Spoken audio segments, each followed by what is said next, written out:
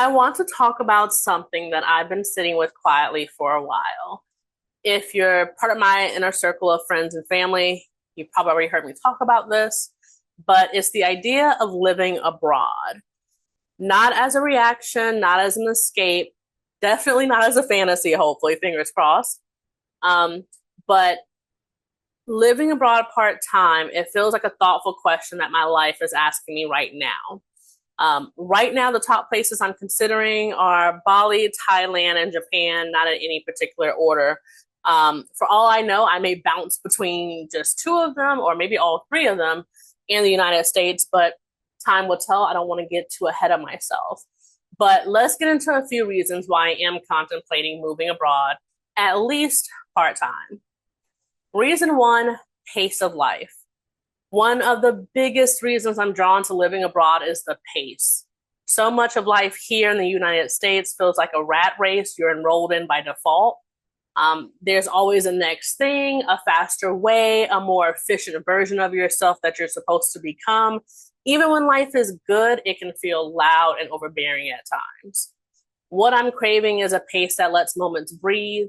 I did a visualization exercise with my relocation coach, Glow, and it was absolutely amazing. But, living abroad based on the work that I would be doing and the kind of the schedule that I would set for myself, my days would consist of easy, unrushed mornings with a cooked breakfast, journaling, working out, working on some paid passion projects, going to play badminton, something that I haven't done since I was a kid, but something that I do actually like enjoying to do. Taking time in the afternoon to write. I do want to be an author one day.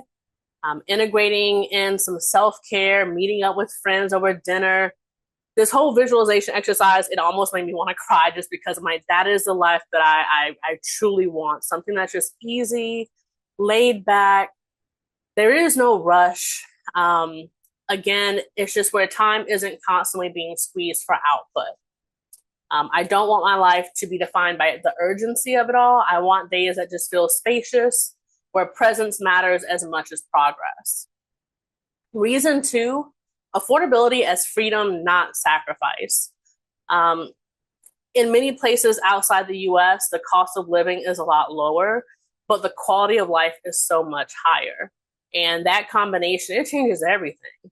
When housing, healthcare, food, transportation, when they feel manageable, your nervous system settles, even if you don't realize how tense it has been. You stop making every decision from a place of pressure. For me, it's not about doing less or lowering my standards. It's just about choosing environments where life doesn't feel like it's constantly negotiating with me. Everything is kind of baked in and built in, where housing isn't more than 30% of your income. That is the standard of affordability when it comes to housing. And I don't know of anyone in America, any of my friend group, members of my friend group, my family members who are paying 30% or less of their income on housing. It's probably more so along the lines of 50 to 70% or even more of people in America that are paying that for their housing. So just that alone baffled me about when I was looking into all these different places and how cheaper housing was and how much more house you actually get for that price. It's very interesting. But affordability at its best, it creates freedom, and freedom creates clarity. Reason three, the growth that comes from being the new kid or like just a new person again. Living abroad puts you back in the beginner's mindset, new systems, new cultural norms, new ways of communicating. You can't rely on familiarity. You have to be present. And in America, while I'm here doing my work, it's a routine. I know where to go if I need, trying to find hair care items. I know exactly where I need to go for that. If I'm looking for XYZ, I know what store to go to. I know who to contact. When you're in a different country, you have to really rack your brain. You have to really grow and think critically and just reach out and ask people. You have to communicate. You have to be, again, the new kid on the block. And for me, I mean, that's not scary for me, but it, again, I think expands you and gets you out of your comfort zone more so. And that's what I'm looking forward to. That's one reason why I love traveling so much, is because it opens your eyes up to something new. And so I'm just interested in seeing who I become when my routines change, when my identity isn't reinforced by familiarity, when I have to meet myself in new contexts, expanding my patience, my adaptability, and the sense of self-trust, like just really being able to listen to your intuition and being able to trust yourself in new environments. And that kind of expansion, for me, it just feels exciting. And again, just another reason why I love traveling. Reason for kind of the same thing, the curiosity about how life can be lived in other places. Another key reason why I love traveling, I love seeing how other people live on this globe that we call Earth. Deeply curious about how other cultures organize their lives, not just the highlights, but just the everyday structure. How do people relate to work, to rest, to community, to aging, to joy? How does that look in the real time in those different cultures, in those different communities and countries and cities? Living abroad, it gives you a front row view to other value systems. You start to see what we normalize at home is just one version of reality. That's the biggest thing too. When it comes to traveling, you open up, your perspective is so small. If you're stuck at home, it's so small, you're only limited to one perspective of the world. And many things can be true at once. And so when you're traveling and able to see how other perspectives interact with yours, and how, again, two things can be true at once, but seeing how other folks live and seeing their reality, it just makes you more expansive and being able to just accept things and to think critically about media that you're consuming, but then just also life in general in itself. And it makes you grateful. It makes you thankful, and it makes you appreciate different cultures and different ways of life. So that's something that I'm looking forward to. Living abroad, it just feels like an invitation to observe more, consume less, sit back, listen, think, and interact with the folks of that country, of that city, and just let ideas unfold naturally instead of forcing them.